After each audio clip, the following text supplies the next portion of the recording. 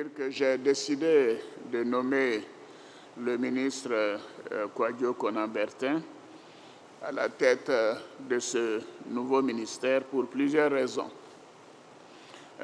D'abord pour dire que durant toute la campagne électorale, j'ai noté qu'il a prêché à chaque fois, à chaque occasion, la paix, la réconciliation et la cohésion entre les Ivoiriens. En deuxième point, comme vous le savez, il est jeune, il incarne donc la nouvelle génération que nous préparons pour la relève. Et je voudrais ajouter qu'il est du deuxième parti politique, le plus important de Côte d'Ivoire, puisqu'il est du PDCI-RDA. Et je voudrais rappeler aux uns aux autres qu'en 2015, quand le PDCI, le RDR et les autres membres du RHDP avaient décidé que je sois le candidat du RHDP, Kakabe avait donc décidé d'être candidat indépendant contre moi et de se présenter à l'élection présidentielle en 2015.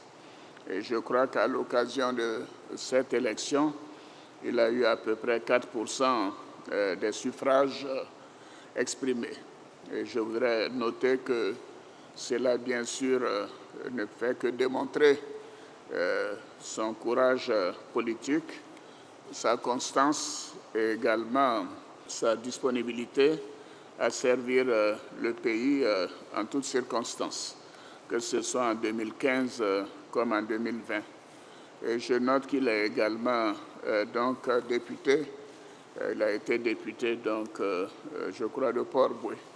C'est dire que notre jeune frère est donc le bienvenu au sein de ce conseil. Je l'ai nommé sur proposition du Premier ministre, chef du gouvernement, qui lui-même est jeune, et tout cela donc pour renforcer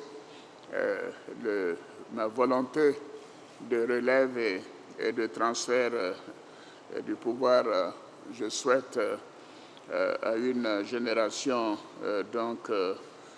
plus jeune.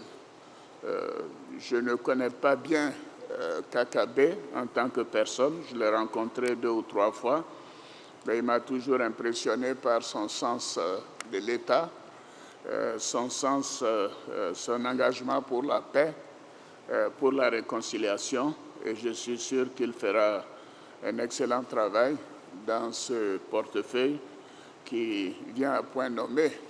Et j'encourage le Premier ministre à l'utiliser pleinement, notamment avec le dialogue politique qui vient de s'ouvrir. Et je souhaite bien sûr que ce dialogue nous permette de consolider la paix et d'avoir des élections législatives apaisées au cours des prochaines semaines. Voilà donc, Mesdames, Messieurs les ministres, la déclaration préliminaire que je souhaitais faire en votre nom à tous, en souhaitant la bienvenue à notre jeune frère.